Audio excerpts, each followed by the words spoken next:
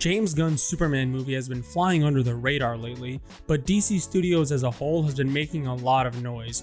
Joker 2 flopped and fans weren't happy with the sequel, but in the interest of fairness, that's not really James Gunn's fault, although it does look bad for DC. Everything else going on is a completely different story. Whether it's the horrifying casting choices or the unnecessary movie announcements, Gunn's DC Studios keeps getting worse. God help us all. The Lanterns casting rumors started off with A-list actors, but apparently WB is too broke to afford any of them. Instead, we get this guy, who's old enough to be a grandpa. I know they wanted an older Hal Jordan, but this is ridiculous. Some actors like Tom Cruise age well, but this guy is not one of them.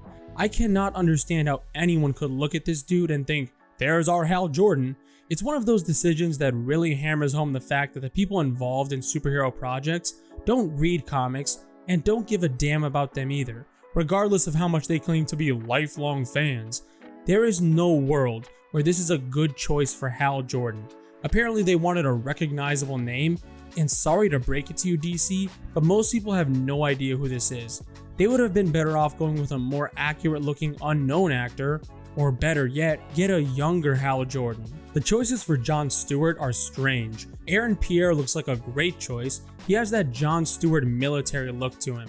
The other guy though, I'm not sure who decided this Kid Cudi knockoff fit the part, but hopefully the role goes to Aaron. Frankly, I never liked the idea of Hal being his significantly older mentor, because it always reeked of a plan to replace Hal with Jon Stewart, and these casting choices make that seem even more likely. They wanted a high-profile actor like Josh Brolin or Chris Pine, which makes it seem like the role of Hal Jordan wasn't a long-term part. They just wanted someone big to portray him temporarily. Also, it's a good thing they're going for a true detective kind of story here, because I doubt Kyle Chandler is up for a show with a lot of action and stunt choreography. Aaron might be, but this guy looks like he hasn't lifted a weight in 20 years, so I doubt he's up for action scenes. That is so deeply pathetic. Gunn also announced the dynamic duo puppet animation movie about Dick Grayson and Jason Todd. Let's set aside the fact that Jason and Dick being childhood friends spits in the face of comic book canon, because as we all saw from the Superman set pics, James Gunn clearly doesn't care about accuracy. Who the hell is gonna watch this? What kind of dumb bastard sat back and thought, yeah, let's make a movie about two Robins before they should have ever met each other, that's a good idea. And you know what, screw quality animation. Let's do some puppet show nonsense so we can be different and weird. This is all due to what I like to call the Spider-Verse effect. Everyone wants their own Spider-Verse animated franchise, so they're going with weird animation styles and stories about young heroes to try and rake in that same kind of cash, but it's just not gonna work. Releasing this in theaters might be an even bigger mistake than rewriting canon to make this story possible.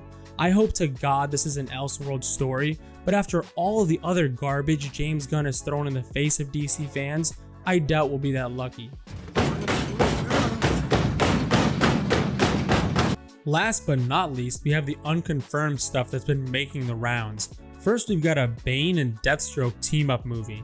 The fact that we're hearing about this before we even have a confirmed Wonder Woman or Flash movie is hilarious. My theory is this isn't actually a solo movie, but it could actually be the plot for the Brave and the Bold Batman film. Bane and Deathstroke would be solid choices to go up against Batman and Damian Wayne, so hopefully that is the case here.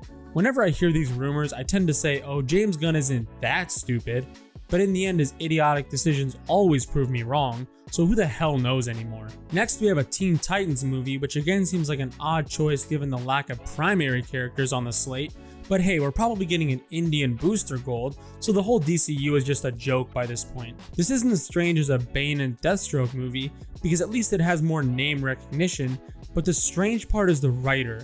They're making the classic Marvel mistake of going all in on creatives before their projects even come out by bringing in the Supergirl movie's writer, who is extremely inexperienced, to bring this movie to life.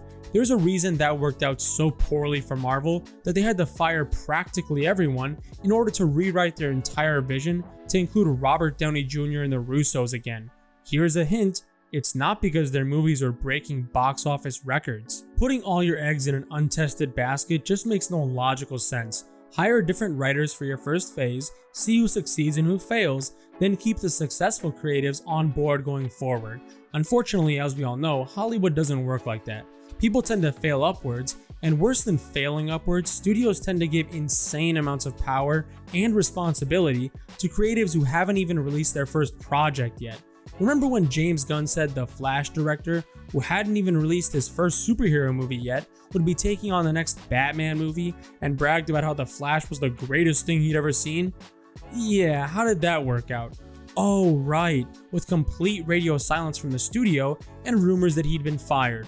But by all means, don't you dare learn from your mistakes, guys. Keep up the fantastic work.